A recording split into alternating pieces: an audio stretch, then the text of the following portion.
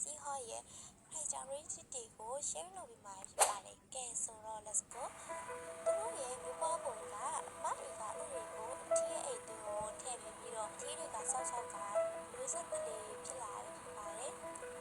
next one အခုကသူတို့တွေကချမ်းလိုက်လိုမျိုးအလျားလိုက်မကူပဲနဲ့ဒေါင်လိုက်မတည့်ရတဲ့လိုမျိုးခုခတ်ကြပါတယ်နောက်ပြီးသူတို့ရဲ့မျက်လုံးကတင်ချစီရွေးချနိုင်တာကြောင့်တစ်ဖက်ကအစာချနေချိန်တစ်ဖက်ကရန်သူကိုစောက်ကြည့်နိုင်ပါတယ်သူတို့ရဲ့ကိုယ်ခန္ဓာကအကျိတ်ကိုမရှိရကြောင်းသူတို့ရဲ့ခန္ဓာကိုယ်ကိုအယိုးပြိုင်နေပဲဖုံးထားပါတယ်သူတို့ရဲ့အစားအစာတွေကတော့လက်တန်နေနဲ့စငယ်လိုမျိုးတင်းငယ်တဝါလေးတွေကိုစားကြပါတယ်နောက်ဆုံးထူးခြားချက်တစ်ခုကတော့သူတို့ဟာသူတို့နေရဲ့ပတ်ဝန်းကျင်နဲ့လိုက်ပြီးအဆောင်ပြောင်းနိုင်ကြပါတယ်